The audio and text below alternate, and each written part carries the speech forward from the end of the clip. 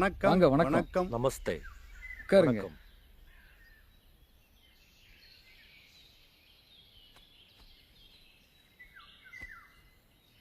இவர் எனக்கு மதுரையில் அறிமுகமானார். பாபிலோன். என்னோட நிறவும் உடையும் நான் எந்த தேசத்தனுன்னு அவருக்கு காட்டி கொடுத்துருக்குமே. நல்லா தமிழ் பேசுவாரு. வணிகம் பண்றீங்களா? இல்ல நான் ஒரு யாத்ரிகா. ஒவ்வொரு நாட்டு குடிகளோட மொழி பண்பாடு இதை பற்றி தெரிஞ்சுக்க எனக்கு ரொம்ப விருப்பம். அதை பற்றி ஒரு நூல் எழுத ஒரு திட்டமும் வச்சிருக்கேன். நல்ல விருப்பம், உயரிய நோக்கம். நீங்க எழுத போற நூலுக்கு என்னோட வாழ்த்துகள். ம். நானும் என்னோட இளமையில வேங்கடம் தாண்டி கங்கைக்கரை, இமயம், சிந்துக்கரை, கூர்ச்சரம்லாம் போய் வந்தேன். வடநாட்டு மொழிகள் அறிவேன்.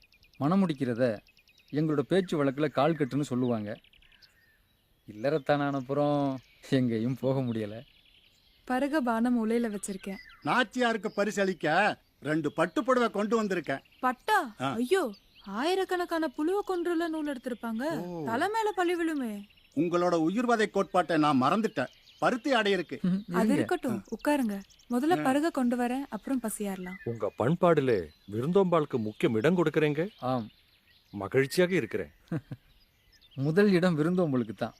ஒரு உயிர் பசியோடு இருக்கிறத எங்களால் பொறுத்துக்க முடியாது. தமிழர் வீடுகளில் யாராவது வழிப்போக்கர் வந்தாங்கன்னா அவங்களுக்கு உணவு கொடுத்து பசியாற்றிய பின்பு தான் நாங்கள் பசியாறுவோம். ம், வணங்க வேண்டிய பண்பு. இது கண்டிப்பாக என் நூல்ல குறிப்பிடுவேன். எடுத்துக்கோங்க.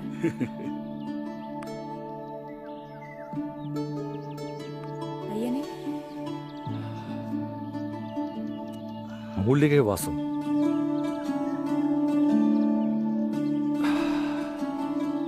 நல்ல ருசி.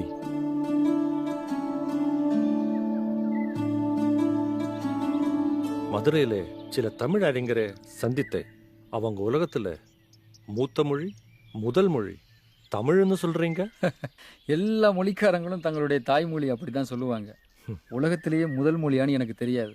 ஏன்னா நான் யவனத்துக்கோ கடாரத்துக்கோ போனதில்லை.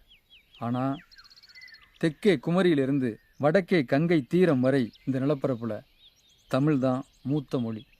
உங்க பண்பாடை பத்தி நான் ஒரு முடிவுக்கு வந்திருக்கிறேன். என்னோட கணிப்பு சரியானது நீங்க தான் சொல்லணும். மற்ற நாடுகளெல்லாம் சமயங்கள் தான் பண்பாடை தீர்மானிக்குது. ஆனா தமிழ்நாட்டில் தமிழ் மொழி தான் பண்பாடை கட்டமைச்சிருக்கு. ரொம்ப சரியாக கணிச்சிருக்கீங்க. மூத்தோர் நூல்கள் கடல் கொள்ள போயிடுச்சு. கையில் இருக்கிறது தொல்காப்பியம்தான். அது மொழி இலக்கணத்தை மட்டும் பேசலை, வாழ்வியலுக்கான இலக்கணத்தையும் சொல்லுது. தமிழ் மொழி தான் எங்கள் பண்பாட்டை கட்டமைச்சது. ம். இப்போ வடநாட்டு சேர்ந்த 3 பெரிய சமயங்கள் தான் தமிழ்நாட்டில் பரவிட்டு இருக்கு. சில தலைமுறைகளுக்கு முன்னாலே வர ஆரம்பிச்சிடுச்சு. எந்த வடநாட்டு வேந்தனும் வேங்கடத்தை தாண்டி இங்கே வர முடியலை. எங்கள் மூவேந்தர்கள் முறியடிச்சிடுவாங்க. சமயத்துறவிகள் அமைதியான முறையில் எங்கள் மண்ணுக்கு வந்திருக்காங்க.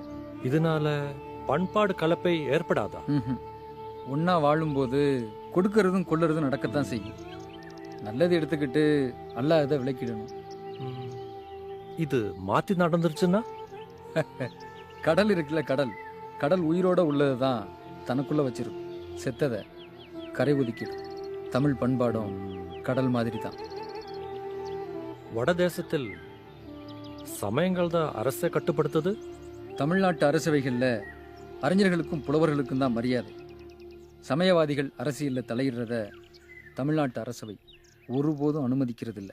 ம். வாங்க பசியாரலாம். வாங்க.